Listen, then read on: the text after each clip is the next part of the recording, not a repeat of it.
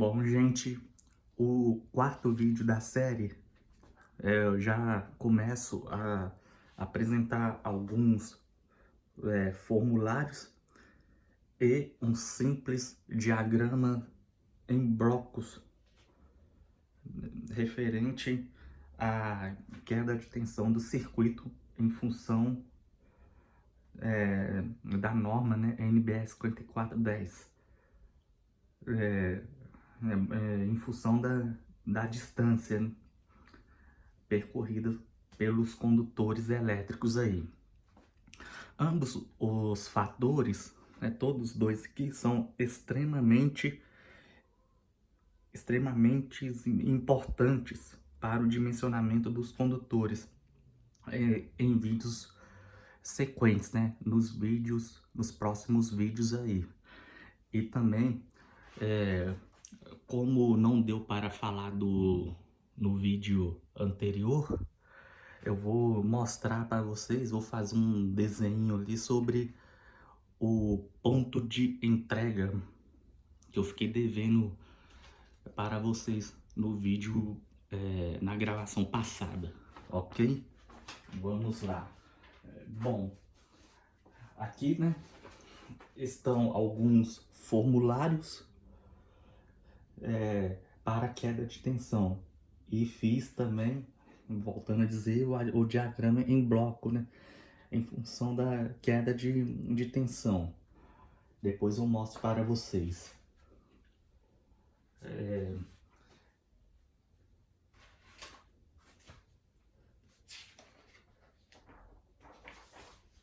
Aqui vou começar. Desculpa que eu tô organizando, gente.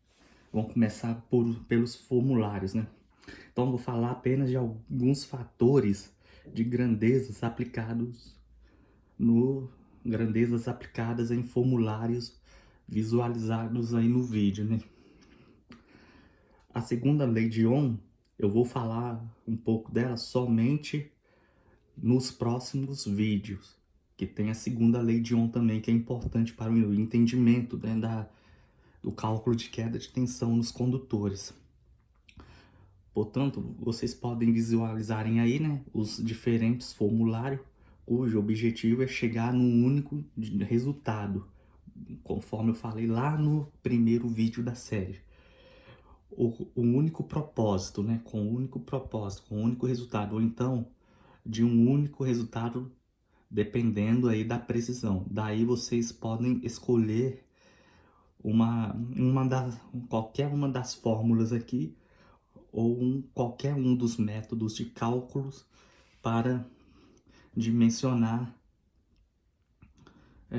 os condutores em um circuito elétrico, que fique mais fácil para você calcular aí na sua casa, ou então no trabalho, ou no projeto, pedido em cursos relacionados à eletricidade, né? Então, em atividades dadas aí em cursos de eletricidade, também vai servir também, né? É um projeto elétrico, instalações elétricas. Então vamos ver apenas algumas das letras que representam tais fatores de grandeza específicas a serem aplicadas nas equações mostradas aí na imagem. O fator R significa resistência elétrica, grandeza dada em ohms. A letra grega Rho representa a resistividade específica do material, como por exemplo 0,0172 ohm milímetro quadrado sobre metro, que é o resultado, que é a grandeza aí, né? Sobre o método do valor de grandeza aplicado para a resistividade do material cobre. A letra L, que vocês estão vendo no canto esquerdo superior do seu vídeo, representa o comprimento dos condutores em metros, mas podem ser quilômetros também, dependendo. A letra é dependendo da aplicação, tá, gente? Tem que estar muito atento a isso também. Se for quilômetro, tem que ser transformado, convertido, ok? Então fique muito atento com isso. A letra S já é a seção do condutor, né? Letra S aqui, ó. É a seção do condutor em milímetros quadrados. Estas representações vocês podem conferir, por exemplo, na segunda lei de Ohm. A sigla delta E, a sigla delta E representa queda de tensão em volt. Queda de tensão em volt. Né? A sigla delta E pode ser delta V, pode ser delta E também, tá bom? Tensão é representada pela letra U, pode ser representado pela letra E, pode ser representado pela letra U também. Letra U. Igual aí tá letra V, né? Do lado da letra grega delta. Então, representa a queda em percentual, né? Que é a queda em percentual, ok? A letra R, que vocês estão vendo aí no vídeo, a letra R significa, né? A letra R, deixa eu ver se eu deixei aqui, né? Não está aqui a letra R, mas vocês vão ver aí também a letra R, que significa resistência elétrica por fase. Ah, tá, letra E. Achei aqui, ó, tô perdido. Tá lá na queda de tensão do método VAKM, que a letra R está aqui. Desculpem, tá, pessoal? É muita fórmula aí, é só alguma das fórmulas a ser utilizada, né? Então a letra R significa resistência elétrica por fase, dado em ohm, né? Em ohm. I é a corrente elétrica. O I já tá mais fácil. Tem aqui, tem aqui, tem aqui também, né? Tem aqui. A letra I é a corrente, representa a corrente elétrica. O valor dado em ampere, né? Ampere, letra A de ampere. A, a letra Ohm, que é a grandeza da resistência elétrica, eu não deixei aqui não, mas é tipo assim, vou fazer é assim, igual uma ferradura. A letra Ohm, ok? É igual semelhante a uma ferradura. Já a letra P é a potência em watts. A letra P é a potência em watts. Não é esse aqui, tá, gente? Isso aqui é a letra grega Rho. Onde está a potência? Deixa eu ver. Vamos ver se vocês vão achar primeiro do que eu. A letra P está aqui, que é o método watts vezes metros. Numa das versões do cálculo da queda de tensão em condutores. Eu não coloquei o nome aqui não, que eu fiz só alguns exemplos, tá, gente?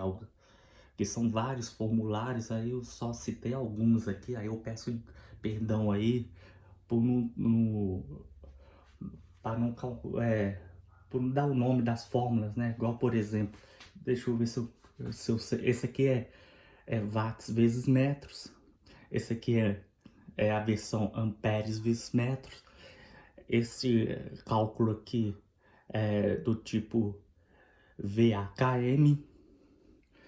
E o primeiro aqui é cálculo da resistência dos condutores, da seção dos condutores. Em percentual de quedas também, né? O que tiver porcentagem é percentual de queda, ok? E o que tiver o minúsculo é a tensão unitária, ok? E aqui também queda de tensão unitária, porque a letra S significa tensão.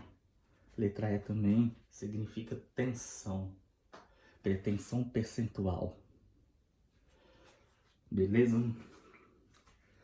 Cosseno φ está relacionado ao fator de potência, que é o VAQRM, né? É fortemente relacionado ao fator de potência. O fator de potência oscila entre 0 e 1. Não tem unidade de medida, que é o nosso cosseno φ, né? O cosseno φ é muito usual no método de cálculo da versão VAKM, igual eu acabei de falar.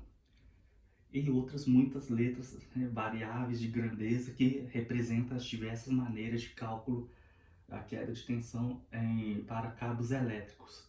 Vários formulários, pelo qual eu acho melhor citar esses formulários em vídeos sobre cada versão de cálculo de forma individual lá no exercício, para ficar mais fácil para vocês. Aqui eu estou só generalizando, ok, pessoal?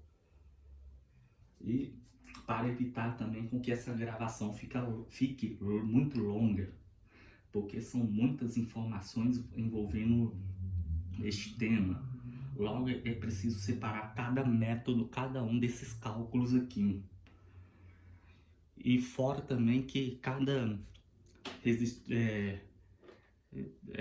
resistividade dos condutores tem uma representação, né, para alumínio, para cobre.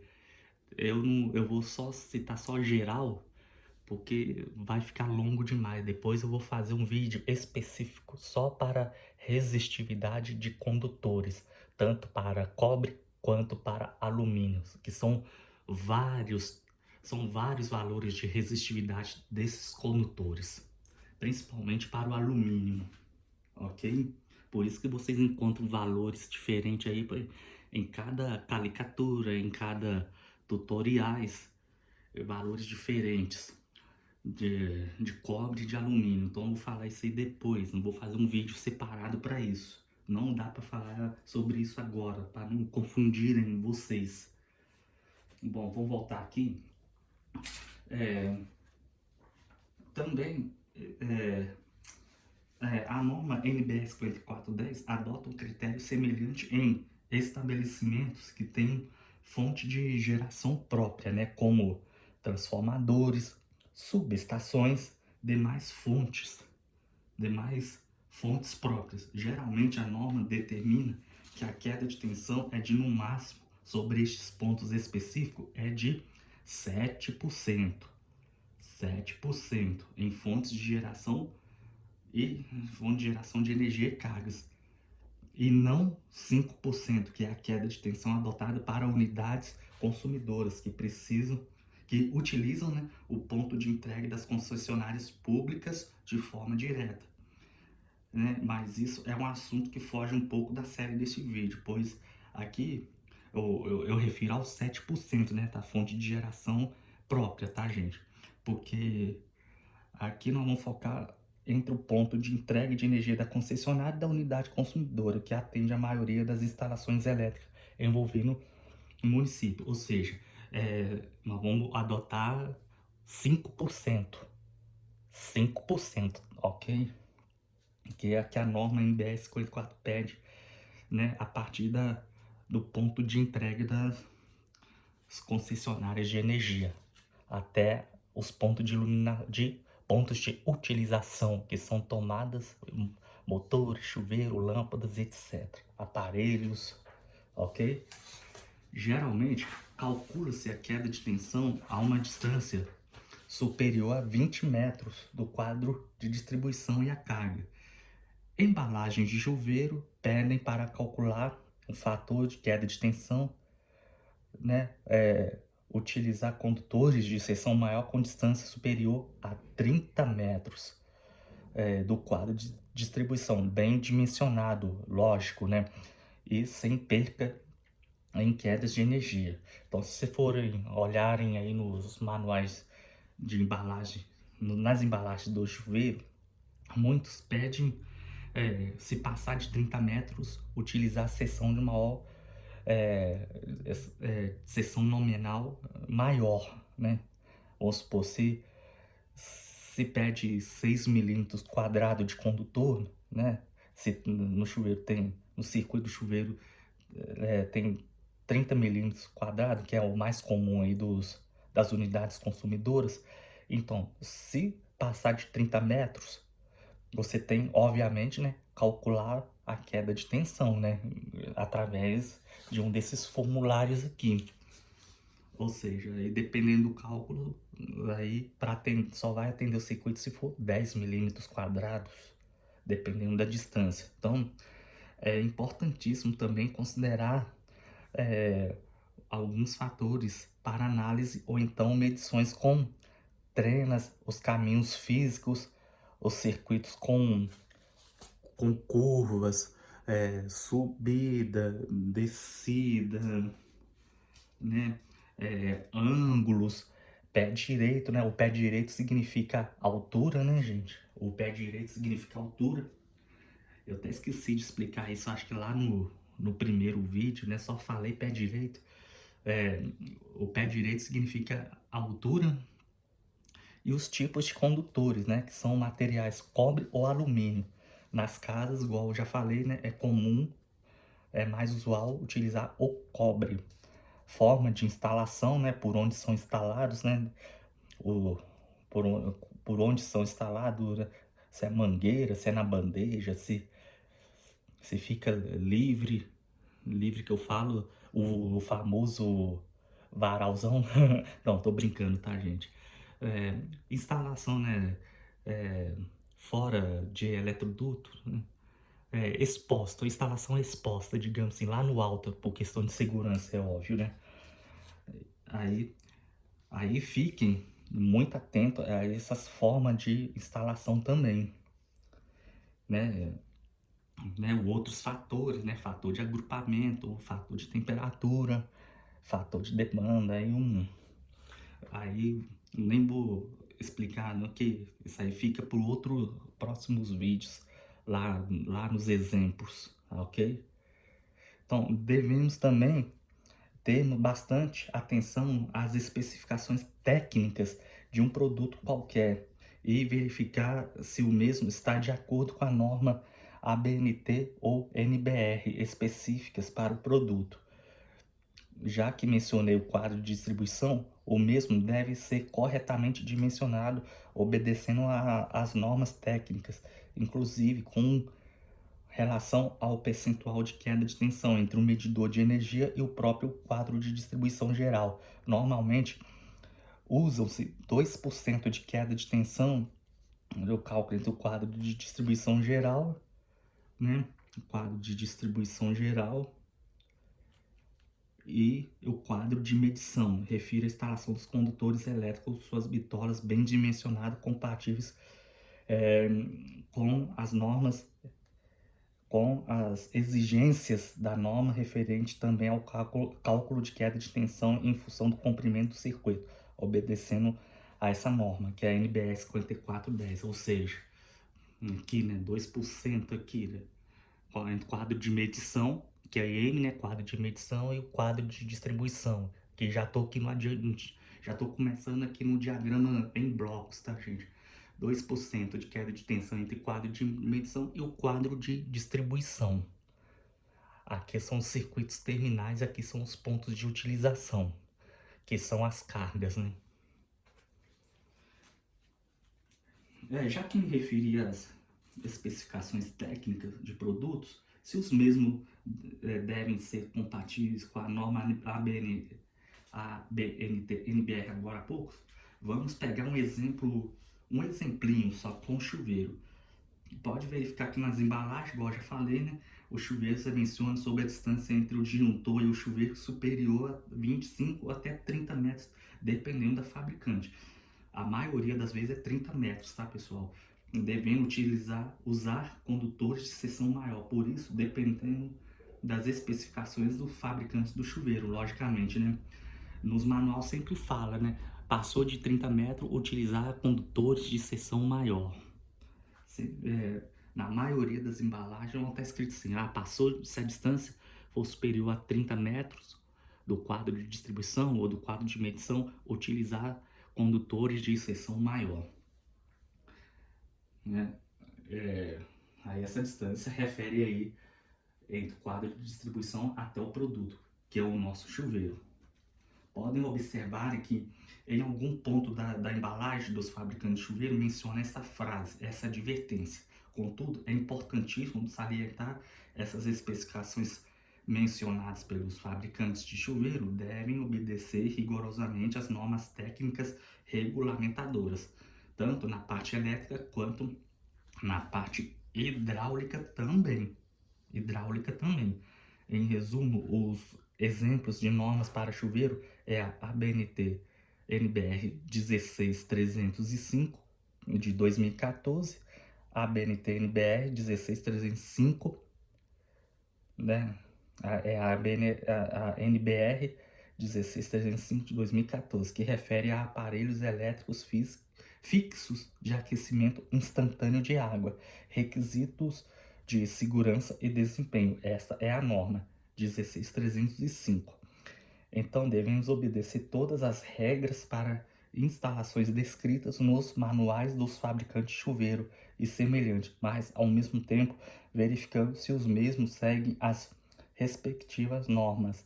Por exemplo, verificar a instalação elétrica do chuveiro fornecida na embalagem nas normas da BNT-NBR.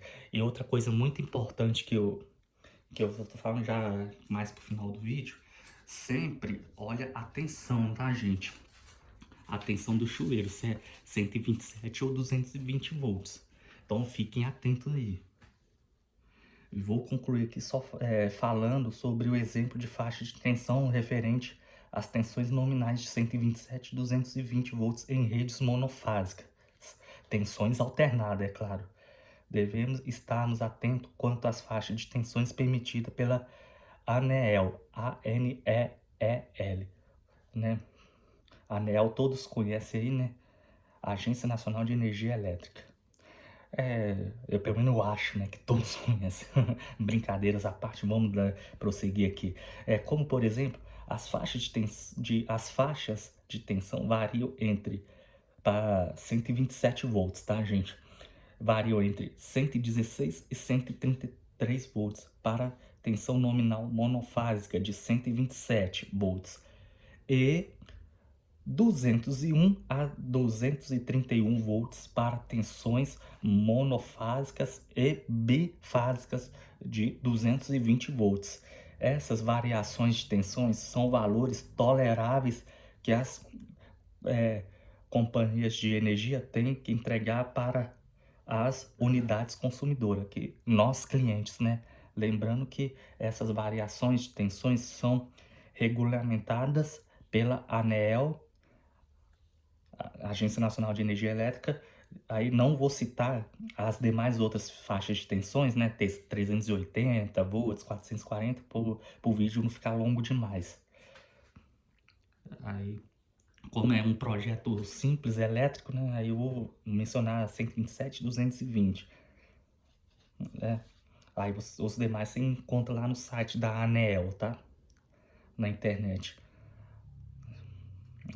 As demais faixas de tensão permitidas pelo órgão, vocês podem consultar, inclusive, lá no site da ANEEL, A-N-E-E-L.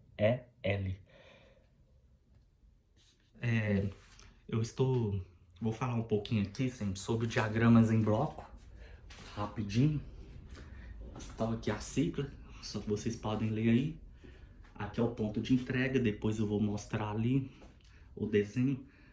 Ponto de entrega, concessionário do cliente.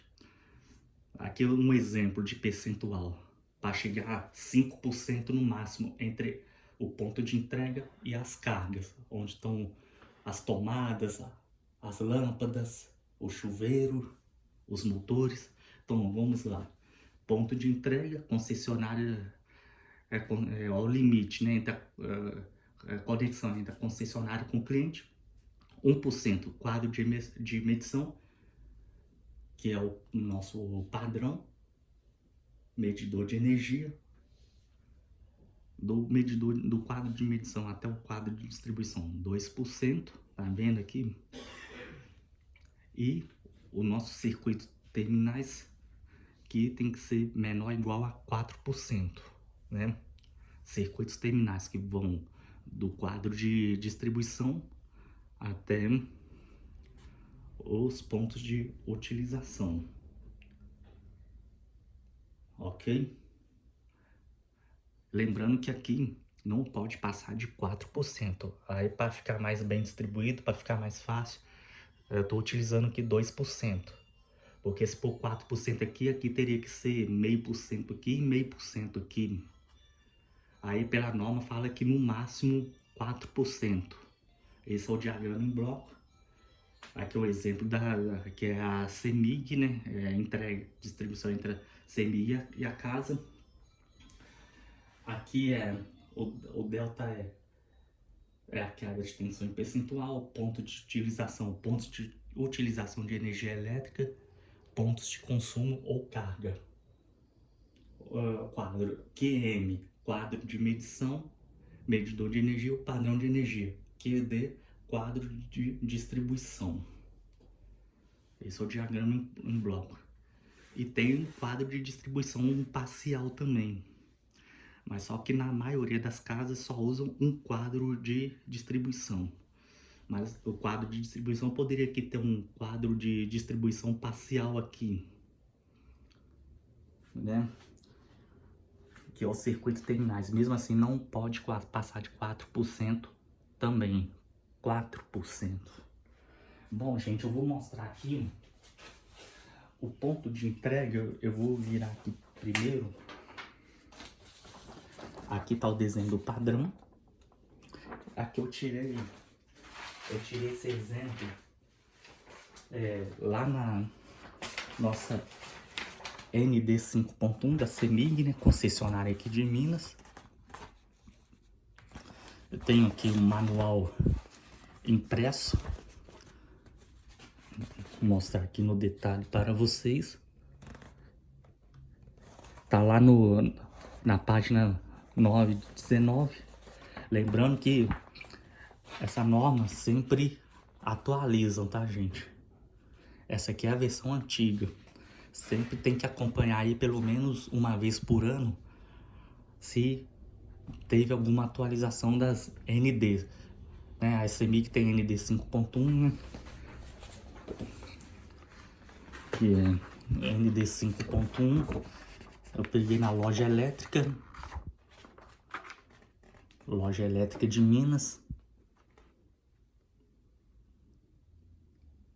Tá aqui para vocês. Aí eu tirei daqui, lá na página 919. Então é uma fonte segura. Aí eu tirei um xerox para não ter que mostrar o livro.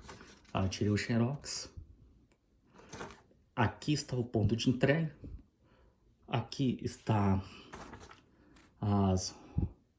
Deixa eu pegar aqui para ficar mais fácil. Aqui é a rodana isoladora, da cor marrom, que fica lá do alto do padrão. Aqui estão os condutores. E aqui está o ponto de entrega. Aqui é os condutores da rede pública. Emenda com a rede da unidade consumidora. Então, estes são os pontos de entrega. E aqui os cabos vão para o poste, né? O poste para o medidor de energia. Aí no detalhe, para ficar mais fácil ainda, eu fiz um bonito desenho, que é o seguinte. Aqui é o poste de energia. Deixa eu ver se eu consigo. Vou colocar, acho que fica mais fácil. Só um instantinho, por favor, pessoal. Na prancheta, segurando aqui. Aqui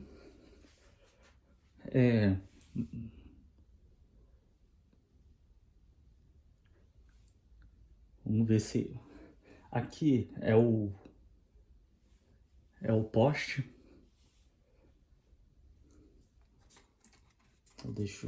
Desculpe a demora.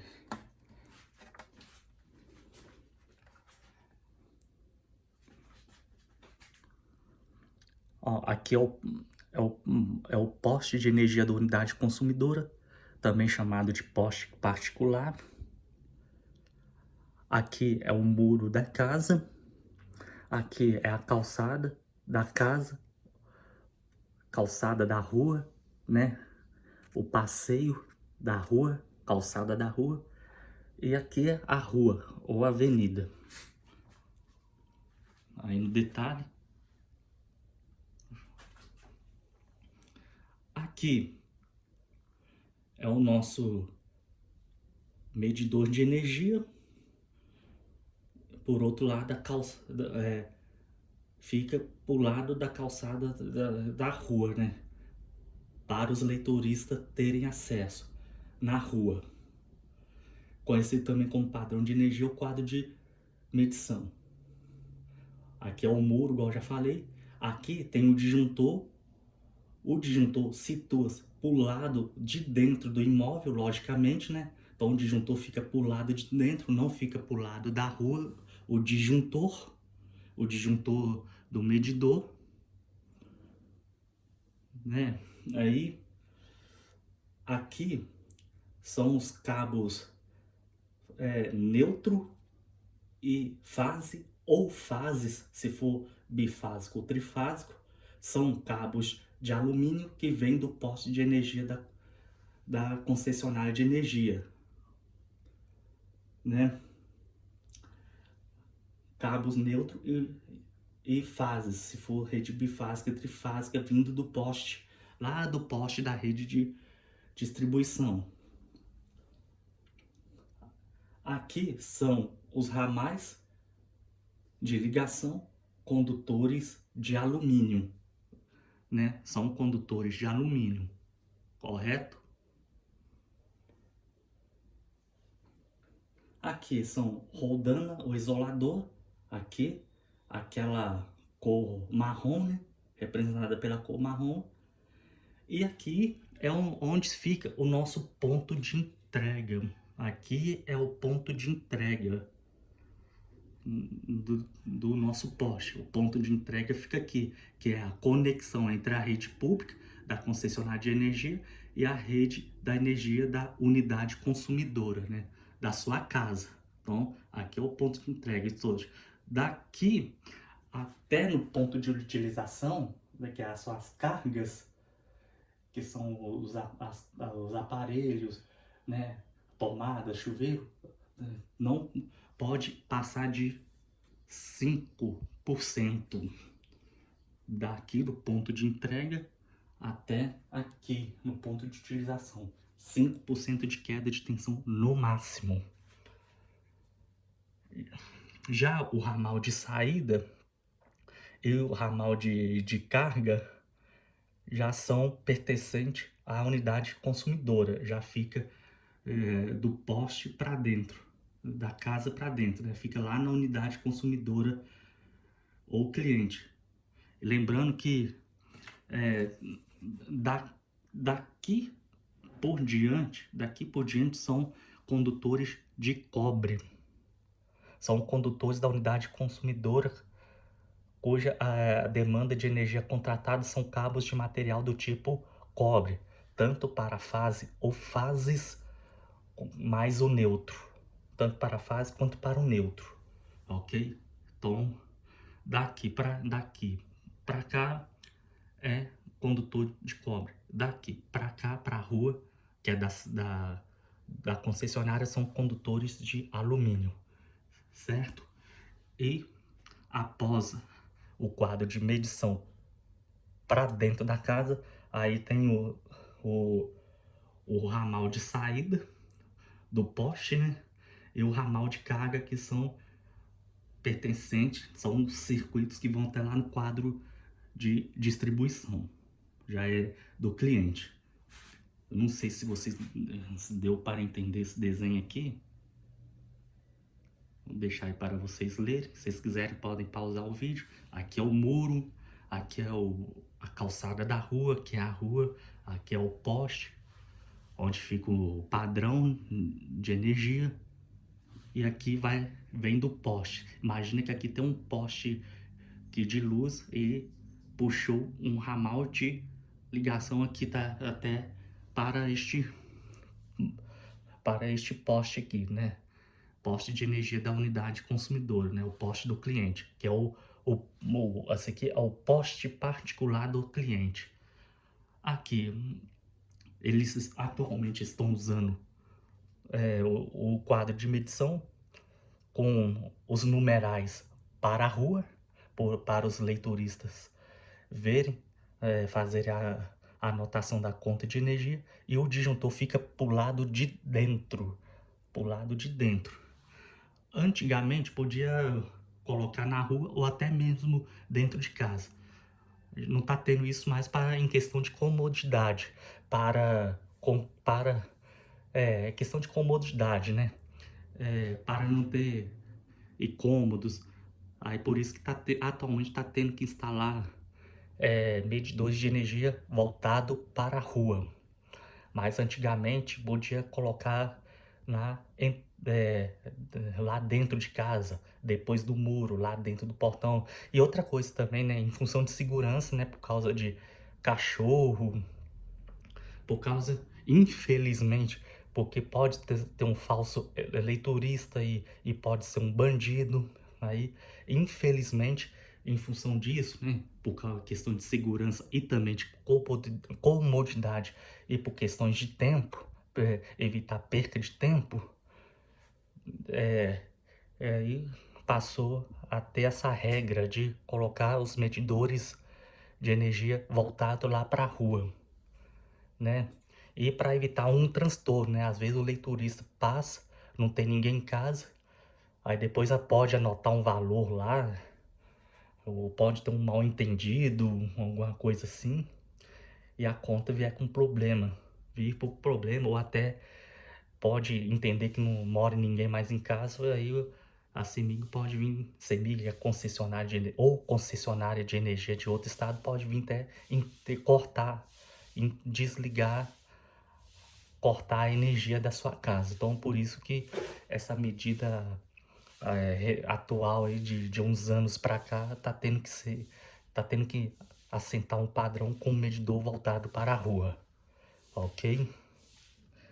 Bom, gente, fica aí, esse vídeo foi muito longo, espero que vocês tenham gostado e até o próximo vídeo, dando aí a sequência da queda de tensão.